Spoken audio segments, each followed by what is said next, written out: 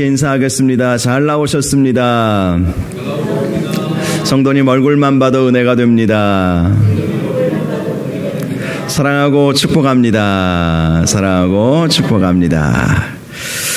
성령행전 66번째 시간입니다. 바울이 가이사에게 상소한 이유라는 제목으로 말씀의 은혜를 함께 나누겠습니다.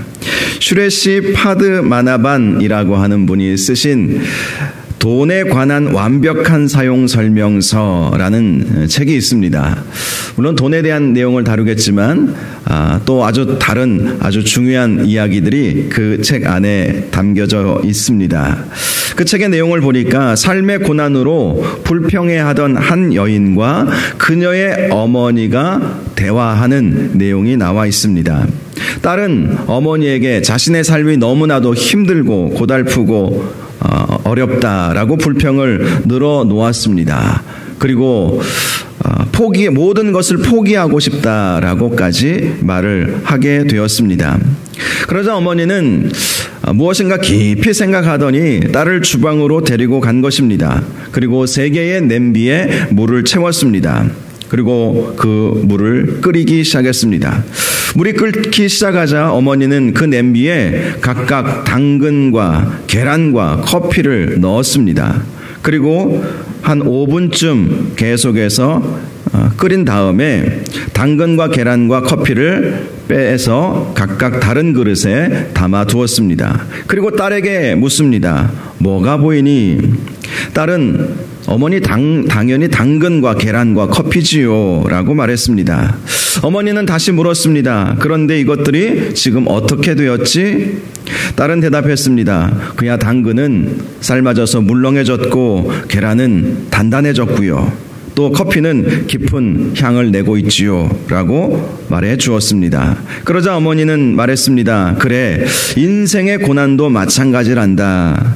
이 당근과 계란과 커피가 뜨거운 물이라고 하는 고난을 통과했을 때 당근은 약해졌고 계란은 단단해졌고 커피는 진한 향을 내게 되었지. 너는 고난을 경험한 후에 약해지기를 원하니? 아니면 단단해지기를 원하니? 아니면 깊은 향기를 내뿜기를 원하니? 이런 질문을 했습니다. 딸은 아무 대답도 할 수가 없었습니다. 그러나 어머니께서 해주신 그 말씀의 깊이가 무엇인지는 잘 알고 있었지요. 그래서 이 딸은 그 이후부터는 고난 앞에서 불평하지 않고 오히려 이 고난이 자신을 더욱 단단하게 해줄 것이다. 또 깊은 향을 내게 해줄 것이다. 이렇게 생각하며 살게 되었다고 합니다. 어느 대학 교수가 학생들에게 질문을 하나 했습니다. 어떤 남자가 있었는데 알코올 중독자로 집안 살림을 다 내다 팔아 술을 마시고 술을 마실 돈이 없으면 아내를 두들겨 패고 있다. 거기다가 그 아내는 폐결핵에 걸려서 콜록거린다. 그들은 새빵살이 형편이다. 그런데 아내가 임신을 했다. 여러분에게 묻겠는데 이 임신된 태아를 어떻게 하는 것이 좋을까? 자, 이런 상황 속에서 이 질문을 한 것입니다. 그러자 학생 하나가 조심스럽게 손을 들며 말했습니다. 교수님, 차라리 그 아이를 낙태시키는 것이 낫지 않을까요? 그러자 대학 교수가 말해 주었습니다. 자네는 방금 베토벤을 죽였네. 실제로 베토벤을 낳은 어머니는 그가 어렸을 때 지병인 폐결핵으로 죽었습니다. 그는 11살 때부터 극장을 돌며 구걸 예술을 해야만 했습니다. 거기다가 30살 때에는 음악가의 생명인 귀를 잃어버리고 말았습니다. 듣지 못하게 된 것이지요. 그런데 그의 음악은 아주 강한 주제를 지니고 있고 대부분 끝에는 환희를 노래하고 있죠. 베토벤의 운명이라고 하는 그 교향곡을 들어보면 아주 웅장하지 않습니까? 많은 음악 평론가들은 왜 베토벤의 음악이 그렇게 웅장할까? 또 마지막에는 환희를 그리고 있을까? 평론을 했는데요. 그것은 그의 음악은 고통의 산물이기 때문이다. 이렇게 평가를 했습니다. 롤랑이라고 하는 사람이 베토벤에 대한 전기를 썼는데요. 그는 이렇게 말했습니다. 베토벤은 나이가 들고 성공할수록 깊은 신앙의 세계에 빠졌다. 그렇습니다. 신앙의 힘이 그를 모든 파괴적이고 체념적인 불행의 조건에서 구출해낸 것이지요. 그리고 그 누구도 따라올 수 없는 높은 경지의 음악가가 되었던 것입니다. 우리 인생을 돌아보면 참 쉽지 않다라는 생각을 많이 합니다. 특별히 복음을 위해서 살아가는 것은 더욱 힘들고 지치게 할 때가 많이 있습니다. 그러나 그럴 때마다 우리가 생각해야 할 것은 예수 그리스도의 십자가입니다.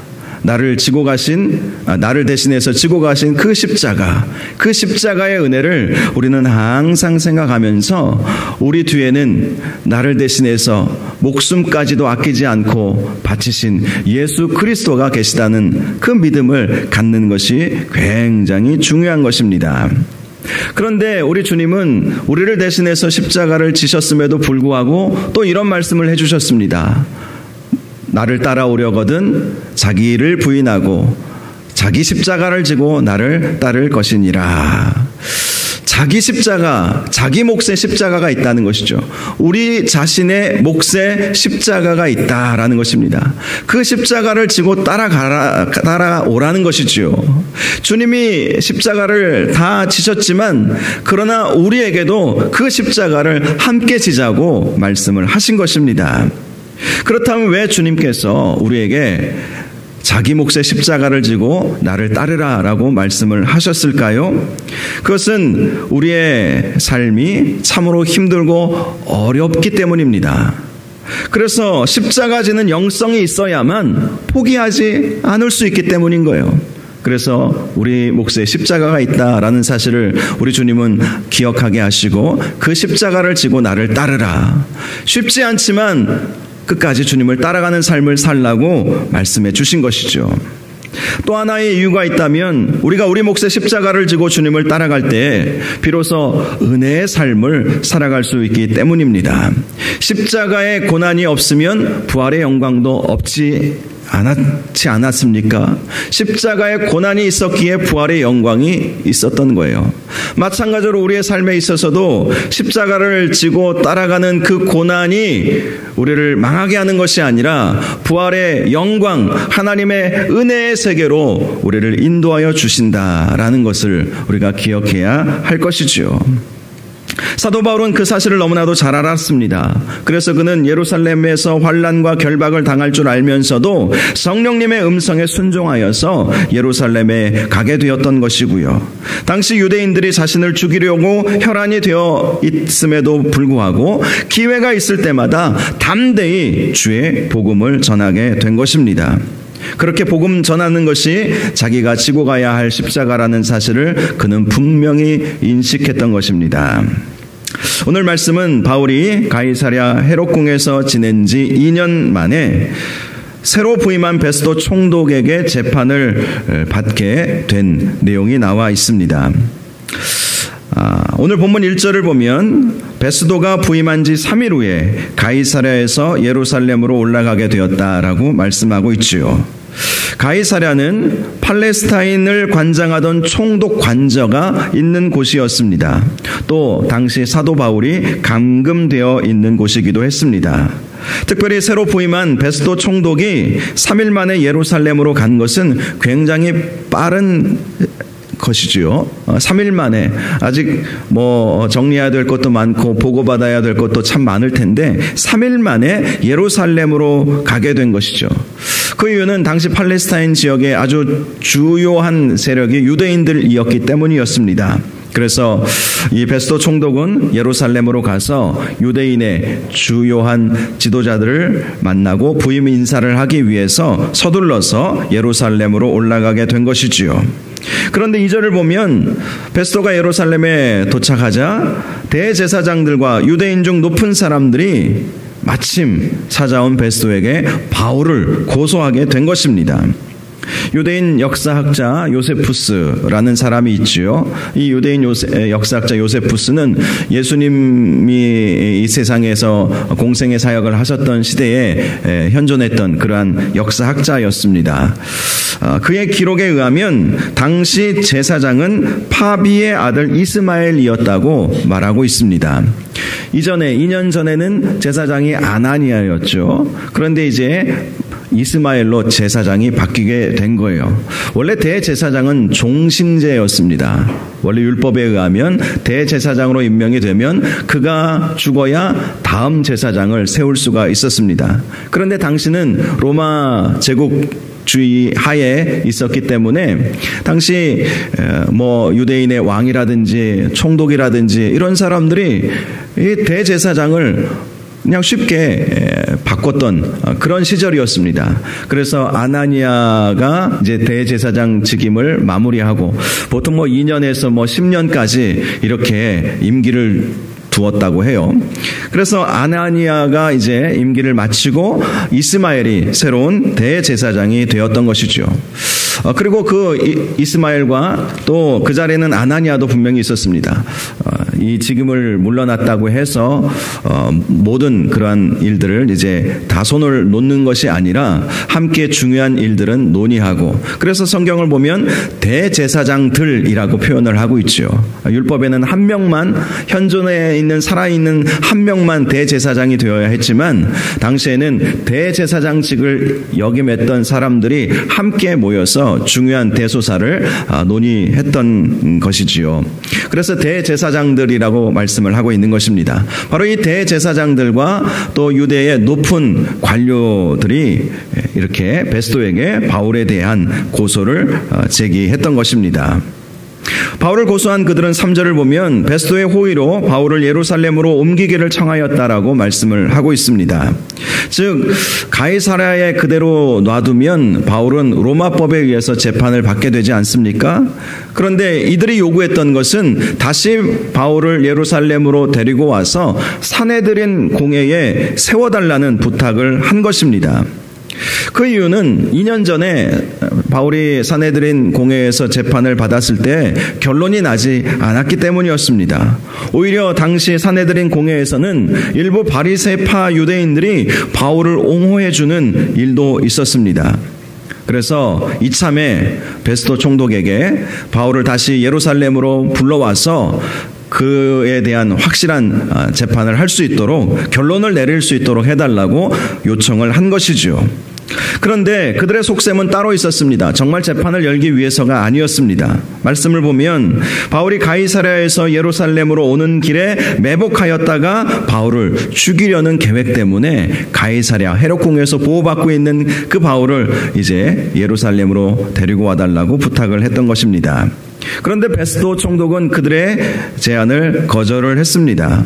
표면적으로는 바울을 예루살렘으로 데리고 오려면 바울이 올 때까지 내가 더 많이 기다려야 하는데 나는 곧 가이사랴로 가야 된다라는 것이었습니다. 그러면서 거절을 한 것이죠.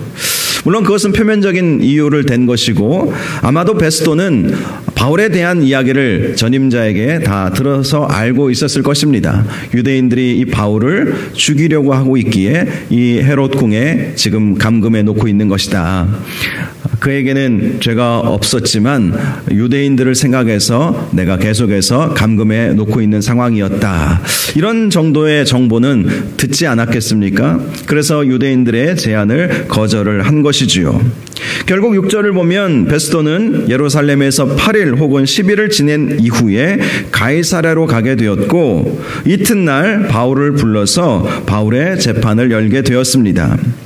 이로써 바울은 세 번째로 로마 관리에 의해서 재판을 받게 된 것입니다. 첫 번째는 천부장에게 예루살렘에서 사내들인 공회를 열어서 재판을 받게 되었습니다.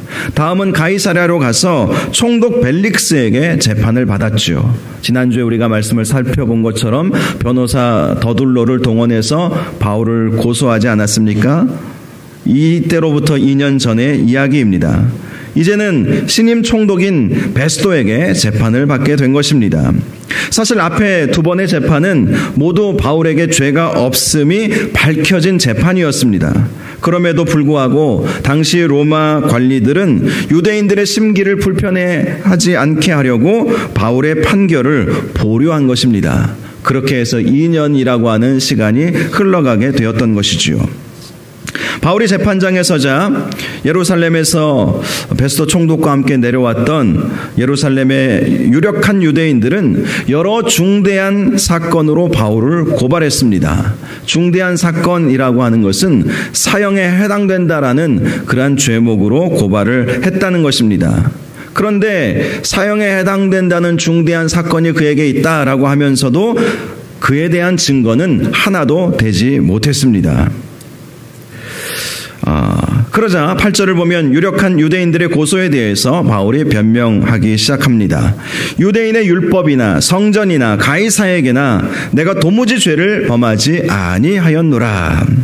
이러한 바울의 변명을 보면 당시 유대인들이 고소한 내용이 세 가지였다라는 사실을 알 수 있죠. 바울은 율법을 범한 사람이고 성전을 모독한 사람이고 가이사에게 반기를 들었다. 증거는 하나도 되지 못하고 그렇게 주장만 했던 것이지요.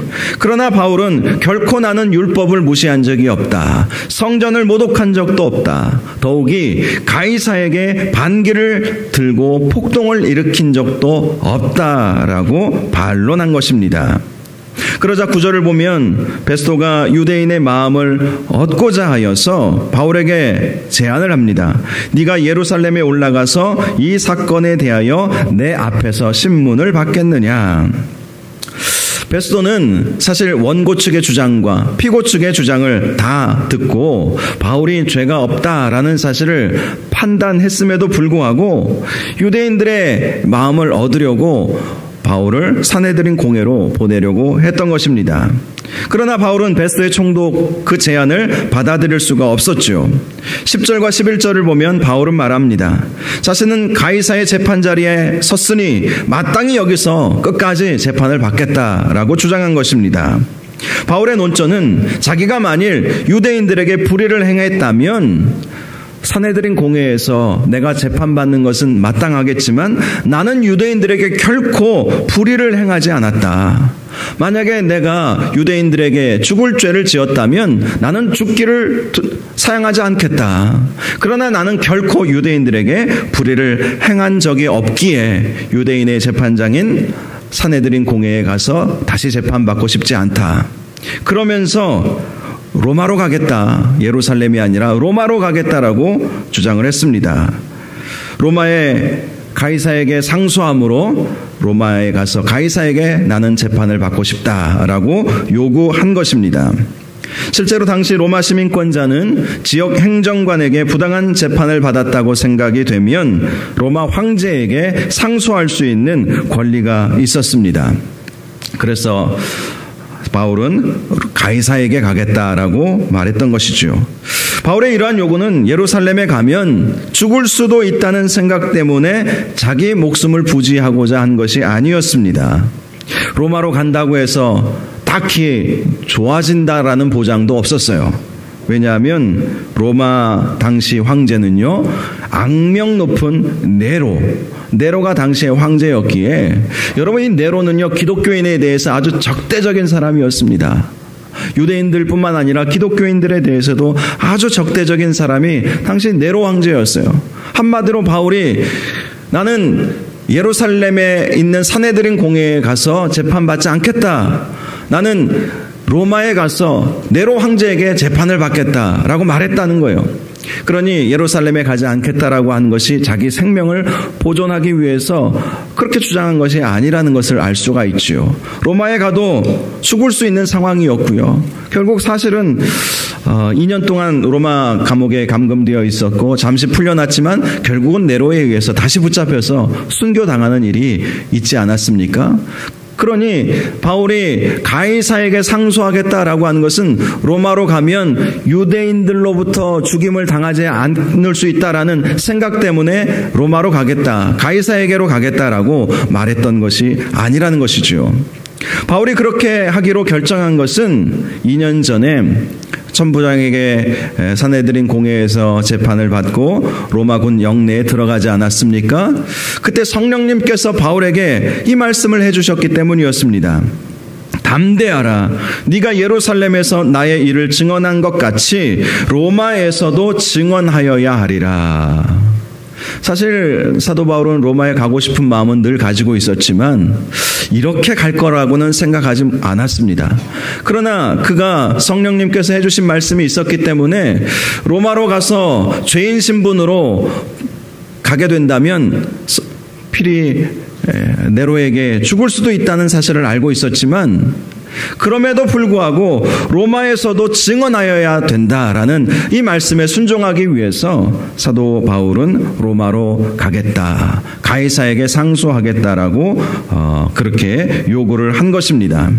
결국 마지막 12절 말씀을 보면 베스도 총독은 다른 배석자들과 상의하고 바울에게 가이사에게 가라라고 판결을 내려주게 되었습니다.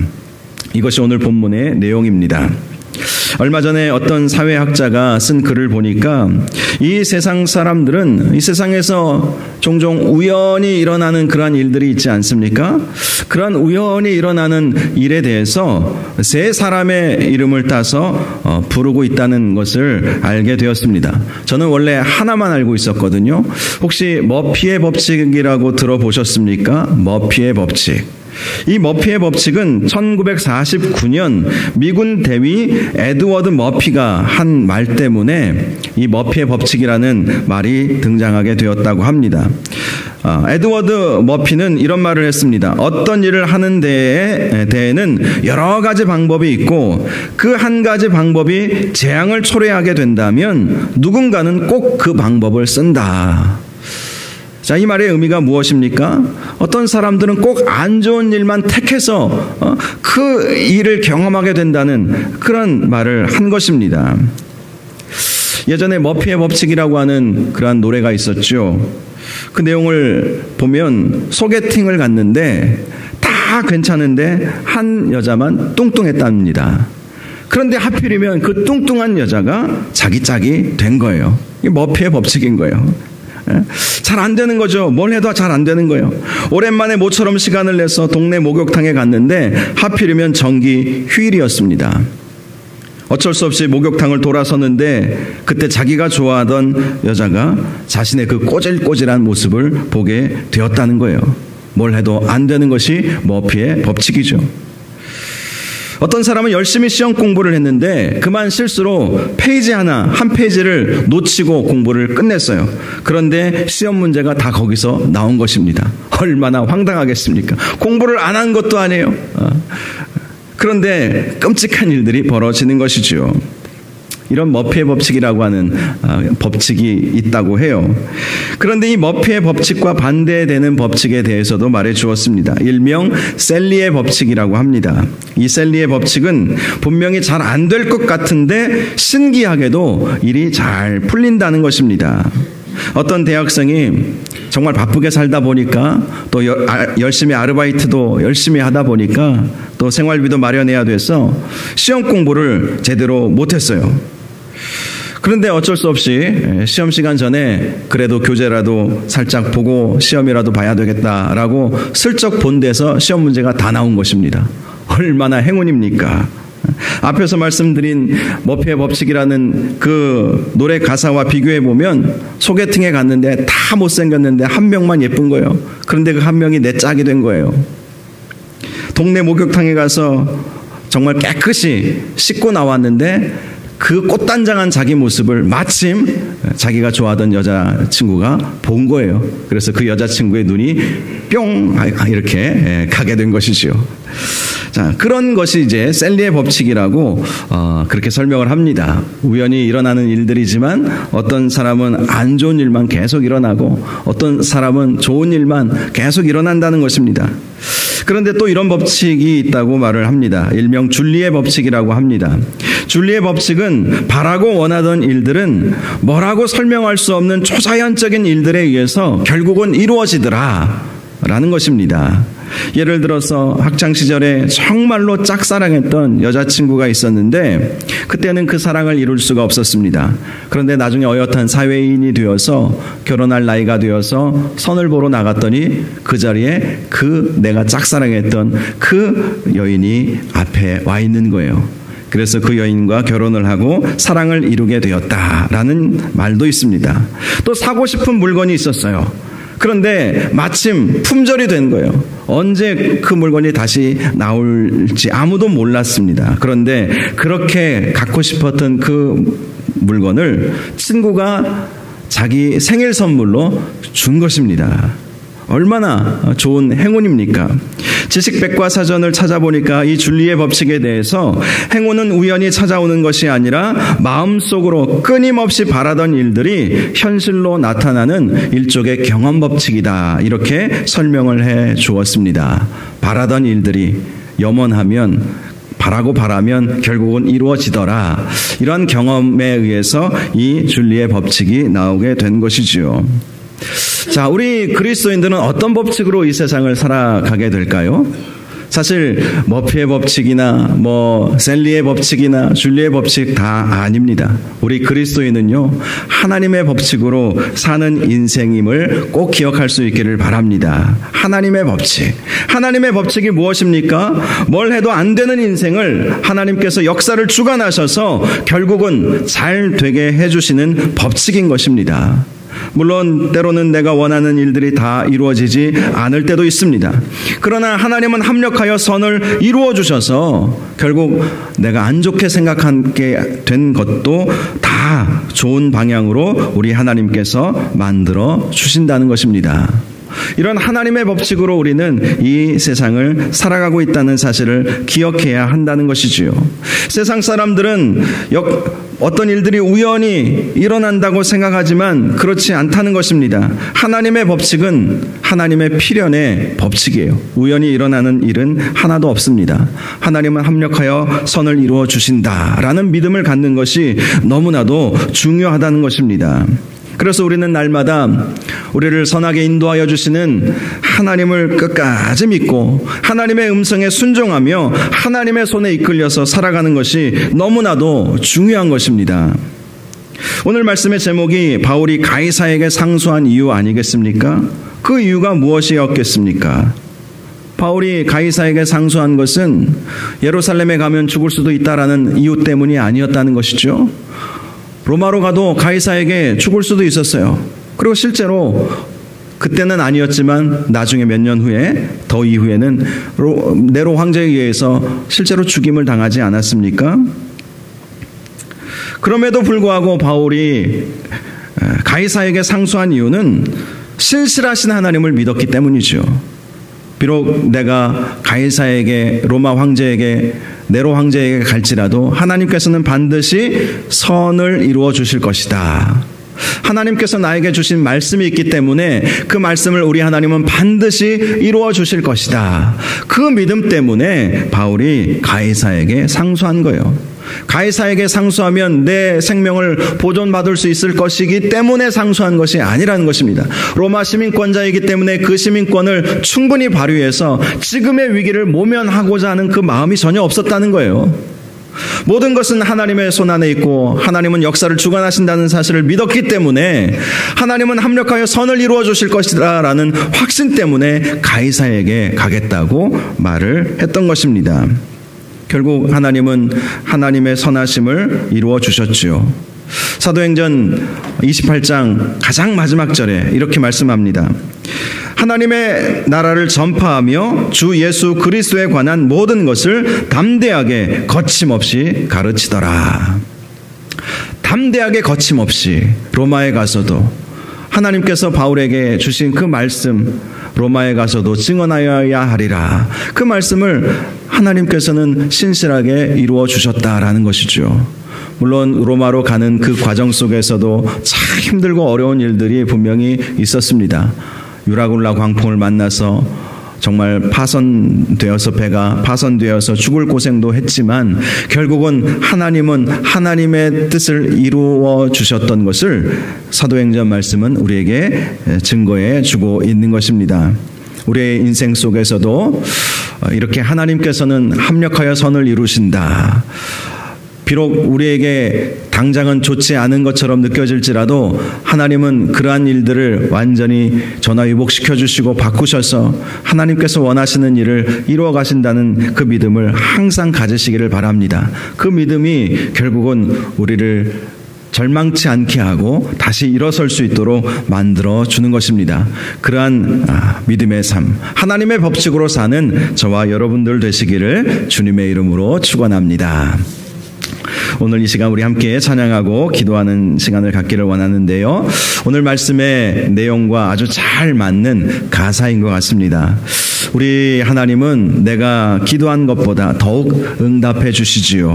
내가 생각한 것보다 더 능히 이루어 주시는 하나님이 저와 여러분이 믿는 하나님이십니다. 이 찬양 우리 말씀 생각하면서 같이 부르고 기도하는 시간을 갖겠습니다.